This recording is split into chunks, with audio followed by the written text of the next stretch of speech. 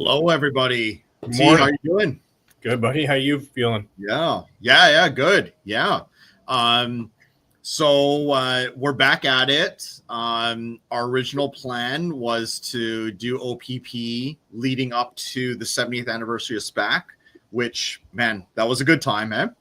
Totally. Yeah, no, it's getting better like every year. Yeah. So our plan was to just, do this before that event. But a lot of people came up to us and said we had to keep going. Obviously, we were like, nah, we don't want to do it. But we got roped into it again. So here we are. How are things going after SPAC for you? It's been good. Like you said, man, like people were coming up to us like at random times kind of saying like I was tuning in to listen to things and you guys should keep it going. So I think that was kind of like every signal that I think we needed to pull it off a couple more times. And then there were just so many more people that were worth like hanging out with and talking to. But I mean, it's not like SPAC one thing, and then we have like other shows after that, and then you can kind of settle in after and start prepping. So I think everyone's at that stage now of just kind of seeing what's going to happen in the upcoming year. But good. That's right. Yeah. Awesome. Well, let's get into it. Today's guest, Jack Counts Jr., living legend from Candid Color. Yeah. When we were talking about bringing someone else into this, it was pretty obvious. Like, hey, we got to get this guy on. Just a legend that I think, even for someone that's doing what he's doing, but still kind of operates a little bit I wouldn't say in the shadows, but just for us, there's so much more to this human that we need to hear about. So, Jack, super excited to be able to chat with you today, buddy. No, we're excited. I'm excited to be here today and talk to you guys. Yeah, we're super thankful that you came on. We chatted a little bit before we went live here, and TJ and I are just like, oh my gosh, you're part of that too. So obviously we'll get into it. There was a lot of huge things, but I mean, we see you at the shows all the time. You run a pretty big booth, Candid Color, pretty big organization. But maybe we'll kind of start like, tell us like, how did you get into all this? I was in college, and I was wanting to always entrepreneurial, trying to find ways to make some money so I could travel. And I was social chairman in a fraternity, and I was involved with the pictures there, and we couldn't get anybody reliably to take pictures for us. And so I thought, well, maybe I could do that. And I've always had an interest in photography, but wasn't really a photographer. And so one summer I went to Hawaii for summer school and took a class in photography there and dropped out. So my first that's almost your biggest mistake. Photo school dropout. Right. But then that following year is when I was involved with pictures for our fraternity in the house, and I saw the opportunity to get involved in it, and it started off with a bang because we got prepared over the summer and started right off with doing pictures for 12 sororities simultaneously on our first day in business. So I really think that was actually really a big deal for me, because my mindset from that first day was not me as a photographer, but building a team and being able to scale from that and shoot a lot of pictures. And but didn't know a lot about photography. And our things started off really well though. It went well shooting pictures and you mentioned earlier about, well, maybe talk about some of the mistakes that occurred. Well, I had a real good one because we were taking pictures, photographing all these events, and this was going on for 6 or 8 weeks. And I get a phone call from one of my customers, and she said, "You need to come over here and look at these pictures." I go over there, and they were fading. Oh, what? Fading, and. And what happened was we were so they're all black and white when we first started, and we were producing them using something known as a stabilization processor, which we had several of. And what I didn't know, because I was somewhat ignorant of photography, was that they wouldn't stay fixed if they were in sunlight. And so we'd taken and sold thousands of pictures that I had a choice to make, either make it right, redo them all quickly as possible, or leave town. One or the other. And so we opted to make it right. And that was quite a big deal to do that, but that's what you have to do. You create a problem, you've got to fix it, make it right with customers, and that was one of the first. I think you were just ahead of your time. You were just ahead of watermarking, really. That or you got a chance to go and hang out at like 12 sorority houses again with all your Well, we definitely know why you got into this. We definitely know your secret. It's so funny you said that, TJ, because I had to come up with 12 photographers, and so I found those people right in my fraternity house. It was something along the lines of saying, "Say, TJ, would you like to go down to the Pi Beta Phi sorority and hang out for 4 afternoons this week, and take pictures? And I'll teach you how to do that." And the question was, "Are you going to pay me, or am I going to pay you?" Yeah, man, the winning formula, right? Yeah, make sure the pictures fade so we can go do it again and again. Yeah. Yeah, we know your secret. You totally exposed yourself there. That's sweet though. What a good origin story. Yeah. And you said you went to Hawaii for summer school and you dropped out in photography. Just surfing too much, or what's going on there? A little of that. There was a group of 6 of us that went, and I don't think we were taking school all that seriously. I think the everyone dropped every course they took except for one guy who was getting paid to take 2 courses for another guy. Incredible. Well, that's awesome. I guess it worked out. Yeah. So taking those like sorority pictures, like how did that kind of evolve from there? Well, we started doing it successfully in Norman at University of Oklahoma, and then expanded to SMU in Dallas and LSU in Baton Rouge and OSU in Stillwater initially, but just mainly from relationships I had. People saying, "Hey, this is working pretty well. Why don't you become a campus manager here and work with us?" And then over time, we went from there and expanded across the country doing social photography. And we've always, one thing we have always been strong about is because we've had a retail presence ourselves.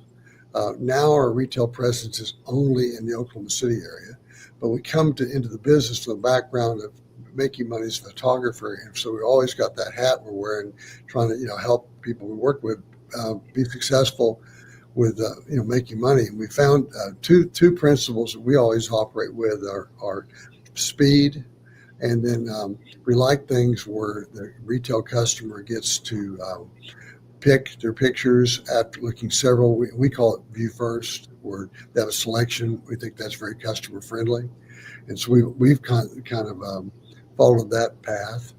over the years. And what we learned was the speed of getting pictures back on social photography is critical.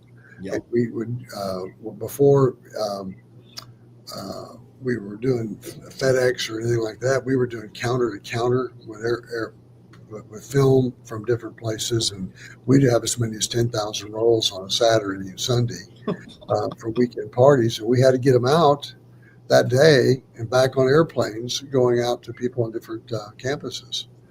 As you know, so you're bringing the rolls into the main lab, processing it, and then sending out the prints that next day. Sending out big contact proof sheets that were designed that people could sign up on them, and then they would essentially then mail the proof sheets back after they display them in an organization for probably 10 days. Wow! But if we didn't get them back really fast, the couples would have broken up by the time they went by. So speed was always important. Yeah. You were saying like most of these events were photographed on like the weekend, and then Monday night was their meetings. So you wanted to get it to them for that. Correct. I think, one thing that I remember you telling me in like one of our first meetings, like, we're not selling photos, we're selling tomatoes, not wine. We're selling something that immediately needs to get in front of them, not that sits and gets better and more valuable with time. And I've always kind of remembered that, and I see where it comes from. Yeah, so we have a long history of doing that. That's a good way of putting it. Like tomatoes, not wine, right? Like, yeah, the sooner you get in front of them, the more you're going to sell, right? And that's, and there's other kinds of photography, as we all know, that's, real high-end fine photography that's different. But we're generally always been doing volume things. We've started with doing a lot of social things. And of course, today, we're uploading the pictures as we shoot them. And some cases we're providing downloads right on the site. And in some cases, they're having links right on the site for which they can order. That's right. Yeah. So from those, from expanding to like multiple campuses, how then or what was the first company that was started from there? Well, we called it was Candid Color, because I started off doing just retail photography in college, and then a few years later we put a lab in Oklahoma City, and that was where we started here, and we geared up to do volume, and that was an adventure putting a lab in. We made mistakes there too, for sure. Someone was talking about the other day and what kind of machine we had to start with. And we had a film processor initially called a Kodak Versamat, and we affectionately called it the Versa Crunch because it would occasionally get hungry, and ruin some rolls of film. And then, of course, after a while, we went to Cine type processors and everything. We could do real high volume, but we had some interesting things. We had one thing starting out that I think is kind of worthwhile. We were using printers, gray tag printers that were made in Switzerland, and they had a big mirror in them at a 45 angle that could send the image from down below this way or that way to different rolls, so you could change in midstream. And we started off, we had, I think it was like a half a second print time. And over 6 or 7 months, it got longer and longer and longer, and we couldn't figure out what the heck was going on. And finally, we had some technicians down for it, and what they showed us was that the mirrors had smoke on them because we had allowed smoking in our lab at that time. It had more than doubled the print time on the prints. And that was, of course, I was a non-smoker, or maybe you'd say anti-smoker. And so it gave me a great excuse for not getting rid of it totally in our lab. Those are the days, eh? People smoking on airplanes, at work, yes, school. Yeah, much different. So Candid kind of took off, and then you kind of told us about some other ventures or other companies that you're part of. Can you talk more about that? Yeah, well, we got interested in the 1 hour processing business and we started a company here in Oklahoma City called Moto Photo, and then we were partners in. Our partners were into the franchising side of it, and then we operated like eight labs here in Oklahoma City that were 1 hour labs, and then participated in the company for a number of years, then sold our interest back out to the other guys. But we were in the 1 hour business, and the Moto Photo stores had studios in a lot of them. Yeah. And so that was interesting too. How many of those moto photos actually like were across the states? Because there were hundreds of them. I don't remember exactly what. There was a couple hundred of them, I think, when we got out of it, and they had a lot more than that at one point. Wow. But, and then you're part of Glamour Shots too. Well, we were. It's kind of interesting how that evolved. We were doing still doing a lot of our business was in college campuses and doing party pictures, but we also started doing composite pictures where we do the boards with all the pictures and the names and stuff on it, and again trying to make things go quickly. We developed our own system which allowed us to simultaneously capture an image on film and on video. And this is before Kodak had a machine that did that or anything. And I'd been to a security show and saw some security cameras and some big splitters and stuff like that. And we rigged up a system where they could take the pictures and so you could see them immediately on a screen. The resolution was poor, but we could do that, and that way someone who did the composite picture, they could decide right then if they were happy with it. If not, we could shoot it right then. What year was that? Oh gosh, mid 80s probably. But that was like digital photography in the 80s. Like, well, in essence, it was because we were synchronizing the two. Yeah. And so I had a friend. One of the things we started doing was marathon photography. And using the same principle of taking lots of pictures, people seeing their pictures first. And I was in Hawaii at Honolulu Marathon helping a customer there that did it.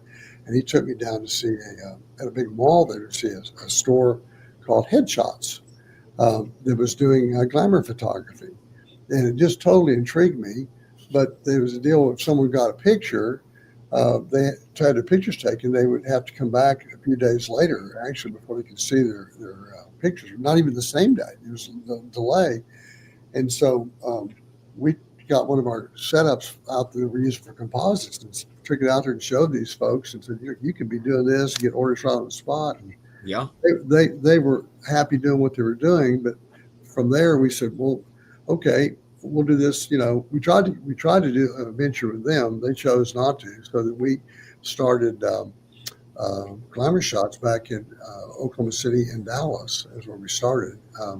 And so part of what we were doing was the makeup and hair and all that. But the other part of it was that people were seeing their pictures like that, and no one was used to that. No, time that was unique. And we built ultimately over a period of years. We had 350 stores in 8 countries. Wow. It was quite an experience doing that. We were mostly in malls. Yeah.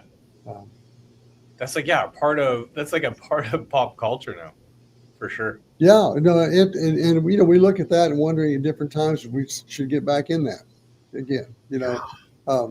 Because we still have a handful of stores open, but we had a whole lot for a period of time there, and it was quite a large business, and it was the bigger part of our business at that time. Yeah. They were all franchise stores, and we owned about a third of them ourselves, and the other 2/3 were owned by franchisees, and we were doing well with that for a number of years. But we had two things kind of hurt the business for us.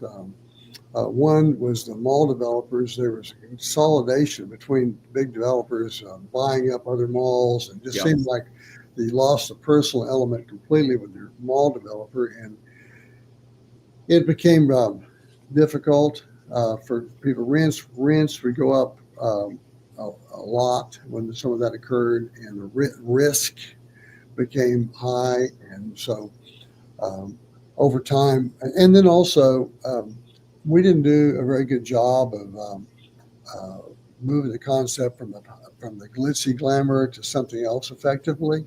Probably my fault. Okay. So we kind of ran its course. We weren't running as high a volume with it. So ultimately we didn't really, when leases ran out, we didn't. You just closed at the time. That's basically what went on. And we did some stuff in strip centers for a while using direct mail, but we were doing a lot of call centers, and it became difficult legally to do a lot of call center work. Okay, I don't know how they do it today. They still do it, but I don't think it's legal. Yeah. We're all in India. It doesn't matter now. Maybe that's it. Yeah. But so the glamour thing wound down, but we still, the whole time that was going on, we were separately running Candid Color and growing that. And one thing that was interesting was how many of our Candid Color customers put Glamour Shot stores in places. That's one way we were able to grow so quickly. Is we already had relationships with photographers, and probably, we're talking about this business. What I've enjoyed so much is the relationships, the people. Mm-hmm. We have customers who've been customers for over 50 years that are high volume customers right now. Worked with for just a really long time, and have a lot of trust both ways with the folks. And that's probably the most rewarding part of it to me. I think TJ and I too, like so many people are like our friends. Like they're like friends first, right? Like you said, you've known people 50 years. Yeah. We like going to SPAC and other conventions, just hanging out with people and having a good time, really just catching up. TJ came down to one of our seminars. We call them seminars mostly, down in Fort Lauderdale. Yeah, He spent a day with us, and we put on things like that around, and we've had them out of the country before. We've had meetings in London. We've had meetings in Hong Kong. We've had meetings in Mexico, and all over the United States. And so that's been a fun part of it, is some of the places we've had trips and people come to. Wow, that's pretty cool. Yeah.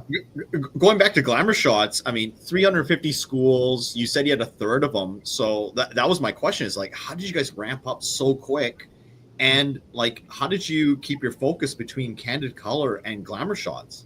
Well, during that time, probably I spent most of my time with Glamour during that time. You did? Okay.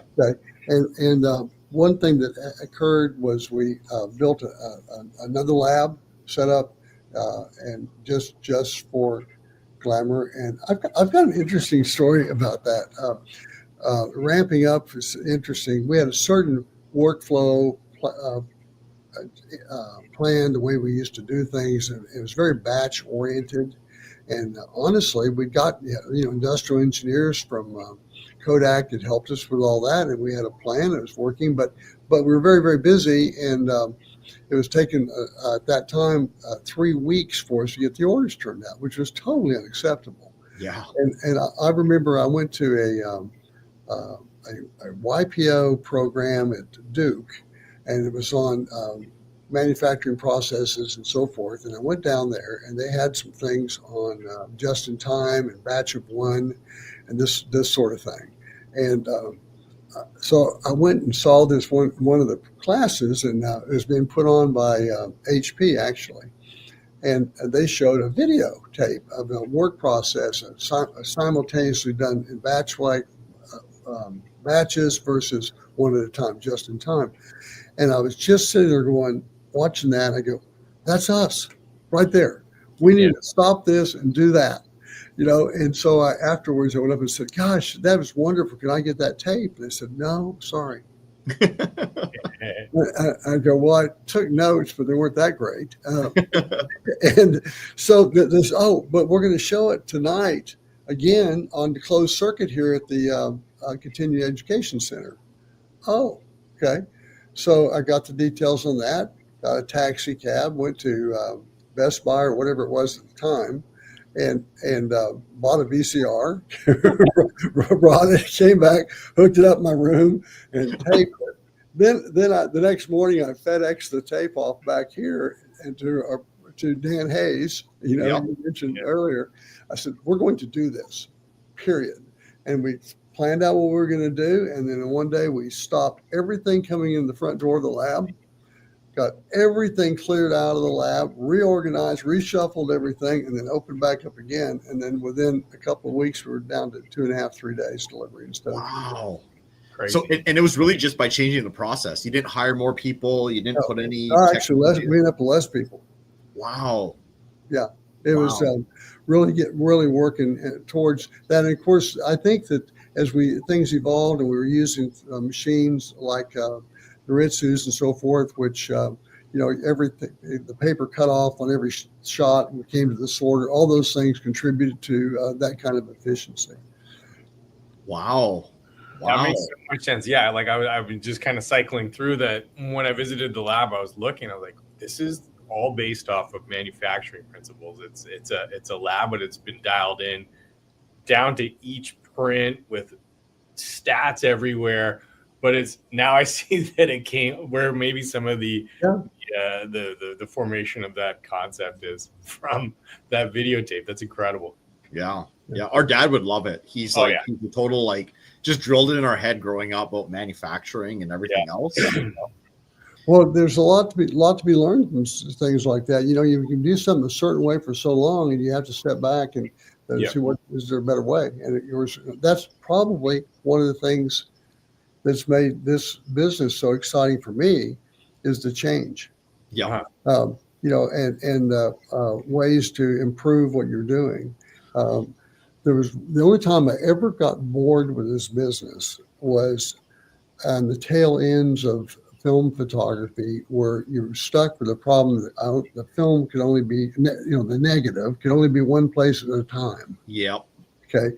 And so everything was sequential. Nothing could be happening simultaneously. Yep. And then that started making it real exciting when we could do that.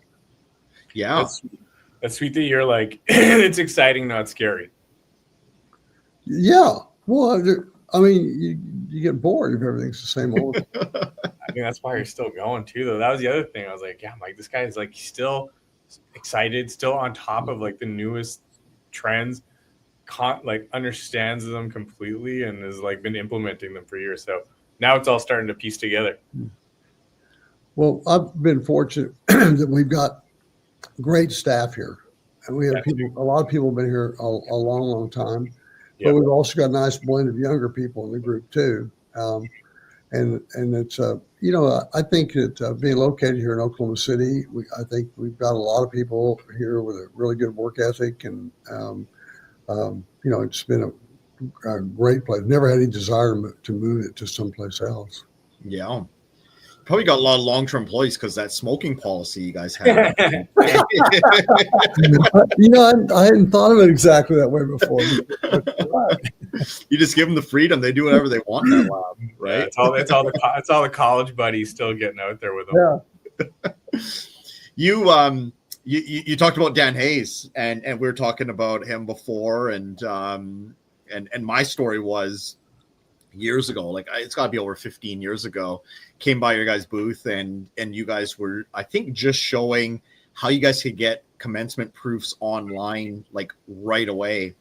And the concept was, in a nutshell, that you guys took the image, but you thumbnailed it, and you just proofed the thumbnail. And don't worry about the high res. We'll send the high res back later on a hard drive, because I think at that point that you couldn't really transmit big files, but you guys got the thumbnails, and it was that whole tomato thing where you wanted to get that online right away.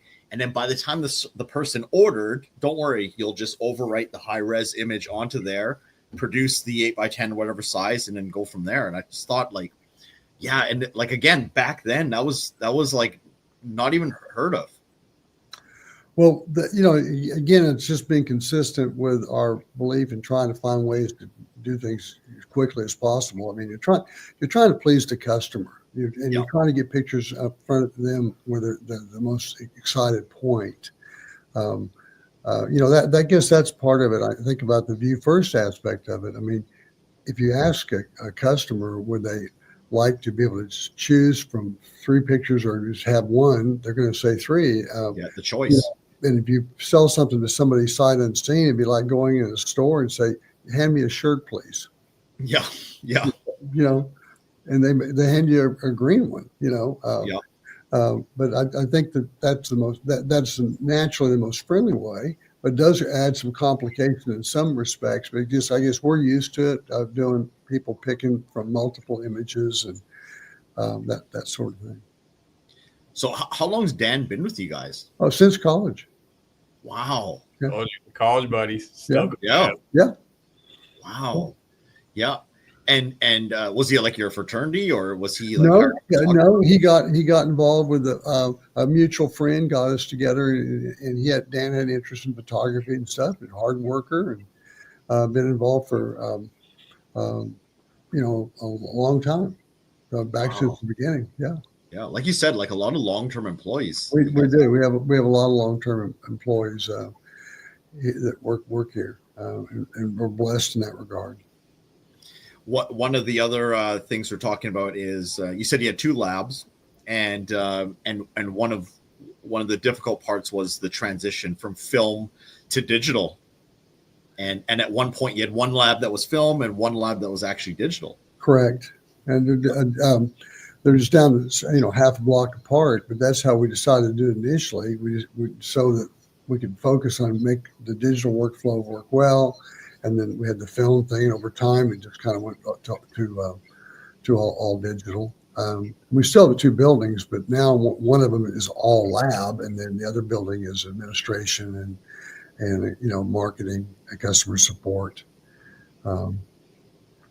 So how long were you bored with film? Having that single negative, can't run multiple processes on that until you guys actually made that switch. Were you guys like an early adopter? Yeah, we were because like you mentioned earlier, when we were doing the glamour shots, and we were doing the showing the digital grab. Yeah.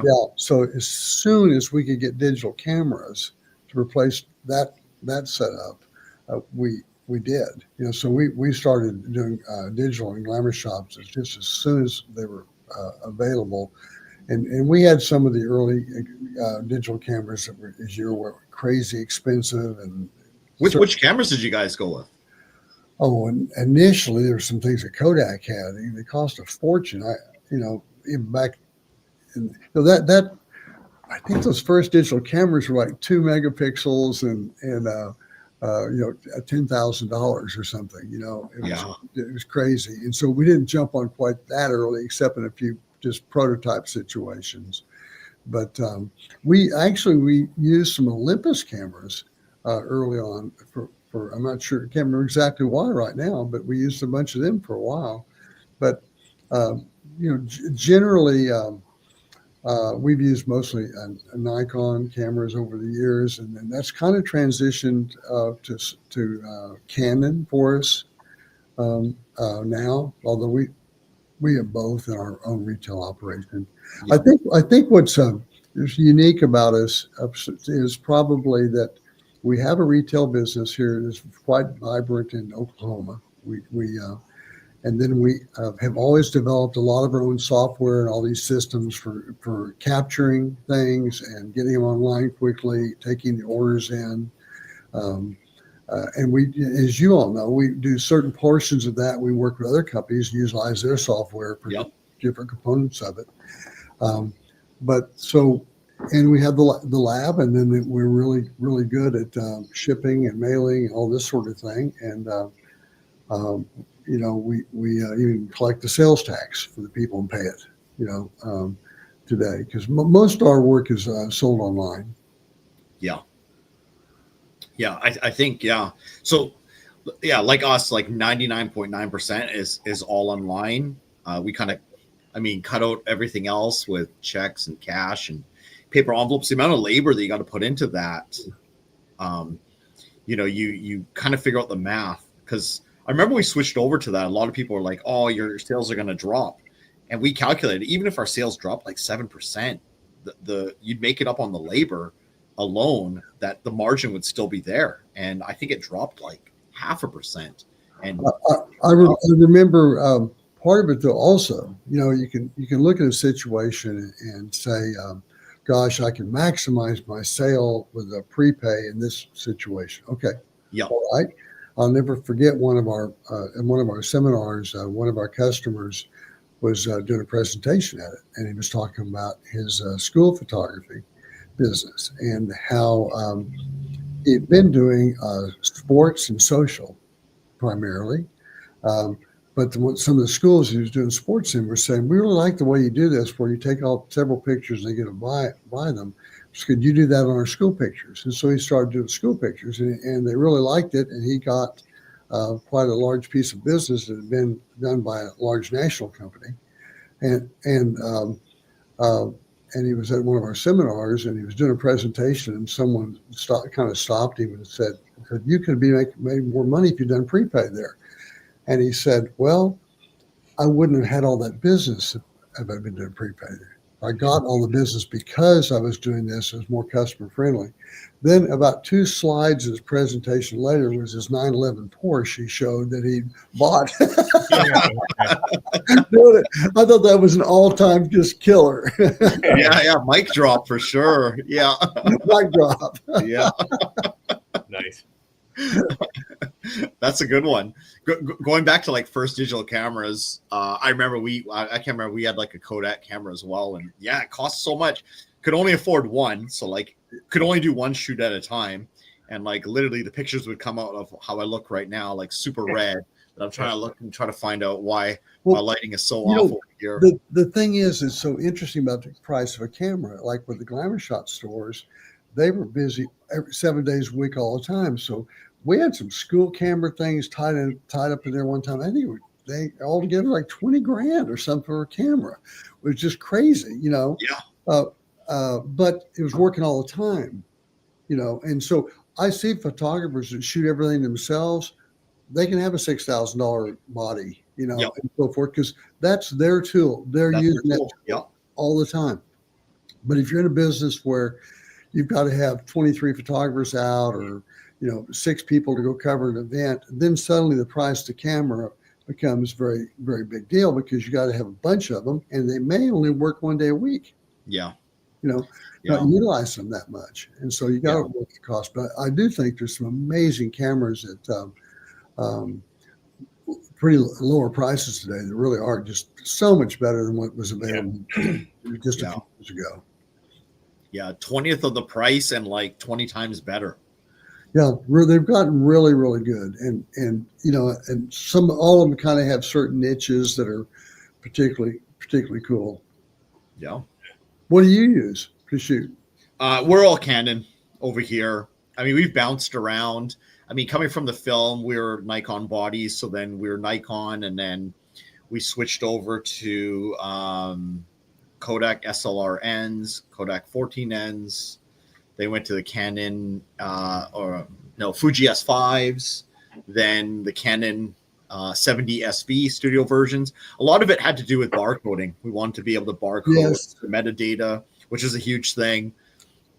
Now you could photograph like QR codes and facial rec and everything else like that. So that you don't really need. So it kind of frees you up. Yes. Do you have a favorite Canon that you use? No, not really. I'm more of like a back end. Like I'm on the lab side. I think that's maybe a TJ question of the favorite Canon. Currently, this R6 has been like I don't know, just kind of feels right. But then studio work, the classic Mark, like the 5D Mark II, I think was just such a beauty and kind of played just an interesting role in that era and what it opened up. I think in terms of play for the photographers was something that I don't think will ever go away. So yeah, I keep that camera kind of in the case. Yeah. How about you, Jack? I like to shoot sports stuff for myself, and not. I mean, like action sports. I've had 7 kids, and they've all played soccer. And I was telling somebody that I really think there's a really good chance I've been to 1,000 soccer games. Right. Really? I think that was, yeah, I remember that too. Is like, yeah, like I think we were there and you're like, oh, I've got to leave. I've got to fly out to go to a game. And I'm like, oh, okay, that's cool. But he was like going to a college game to photograph that for a thing. I'm like, and you're still shooting too. That's incredible. Wow. You know, I love to do sideline pictures. I shoot a lot of the University of Oklahoma games, but the high school stuff was amazing. All the sports there. I think that's just so much fun. Yeah. No, it makes sense too. And I was like, oh, you're still literally on the sidelines at the games, testing the gear, doing what you love still, which is it's pretty fun. amazing to me. Well, my wife Allison likes to do the sideline stuff too. It's fun. It's fun, you know. And you're doing it with your lady, which is incredible. So and I guess what I saw was like you're still going on the floor, kind of at every trade show, at the front of the booth, engaged with everybody, getting your ideas, like you said, having fun, not scared. It's a fun business. I mean, it really is. I mean, think about, you know, the things that other people get into. Yeah. And you know, we go to trade shows to find new customers, and we'll have a booth at the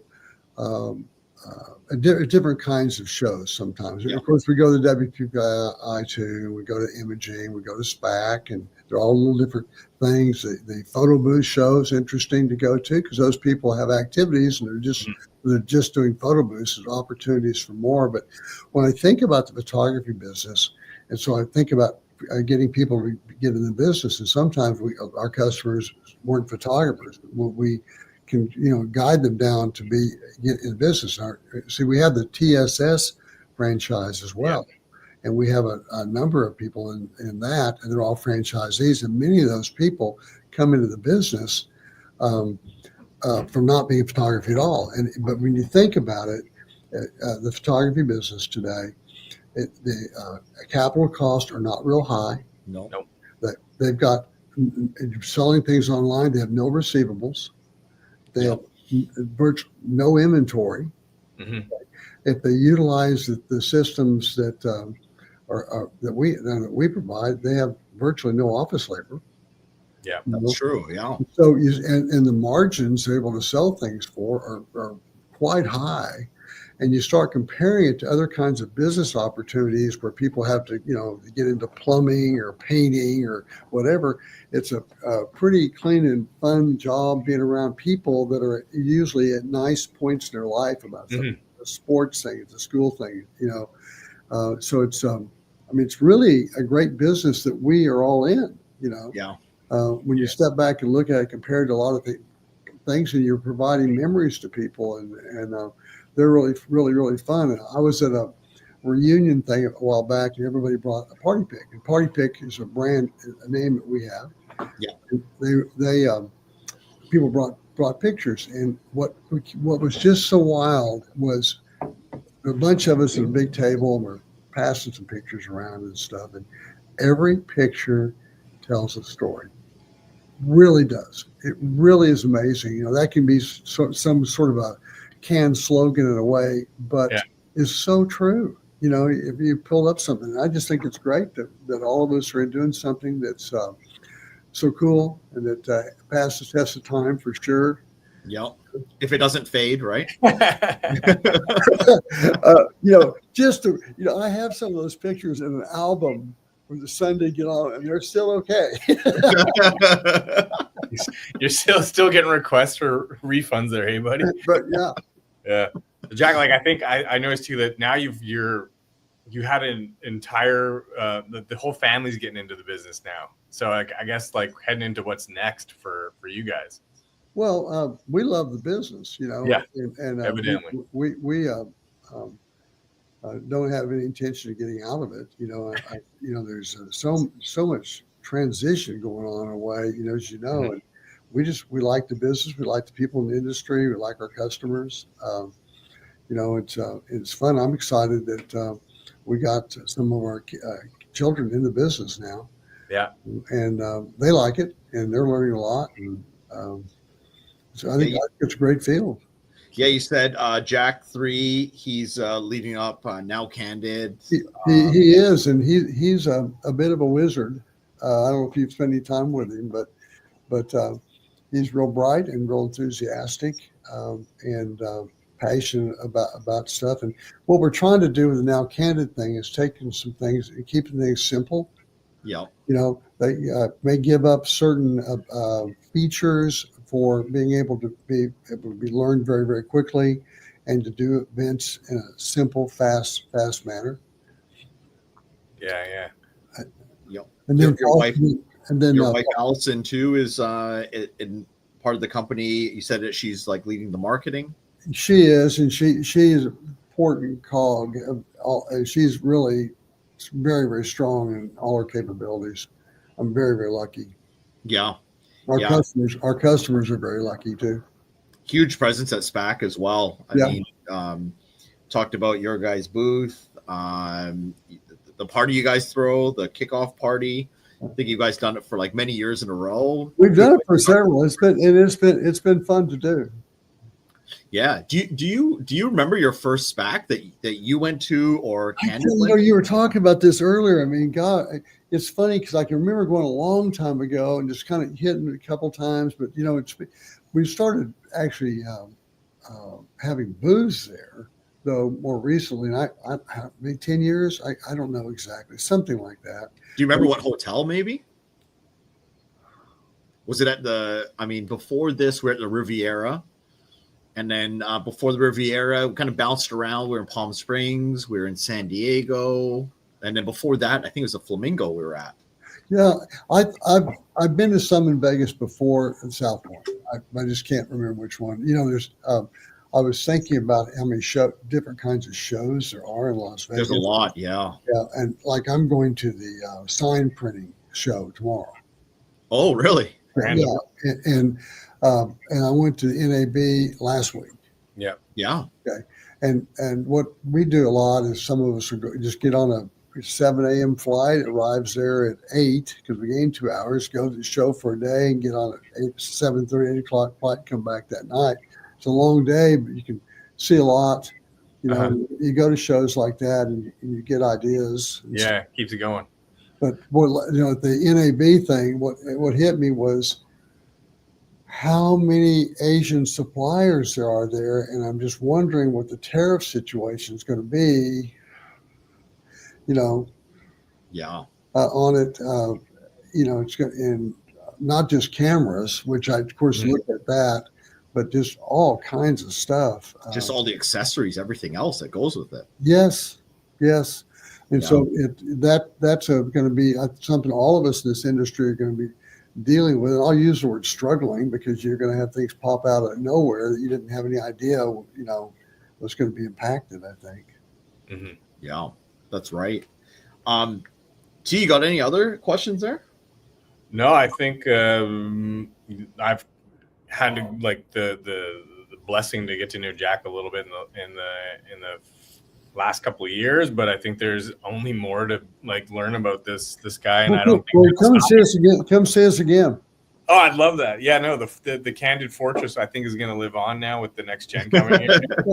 But there hasn't been anything except a continued excitement that I see from them. So yeah, no, it's they're a huge part of the entire industry, and can't really say enough thanks to Jack for joining us today, but also for being who he is and what he's done for the industry. Oh. Yeah, we really appreciate it. You guys are too kind, and I enjoyed visiting with y'all. And you said this would be like sitting at a table having a beer, and it has been. It's been great. That's perfect. Yeah, we really didn't want to make it too structured of an interview, just kind of let things fly. But yeah, but I mean, the industry appreciates you. I mean, you really pushed it forward too. The innovation that Candid has done has really kind of made all of us kind of push forward too. So from us, we appreciate you, and thank you so much for coming on and talking to us. This was really fun. Great. Thank you. We'll do it again sometime. You bet. For sure. Maybe in Hong Kong or London or Hawaii. Wherever one of these places. There we go. All right, Jack. Thank you. Thanks, Jack. Bye-bye.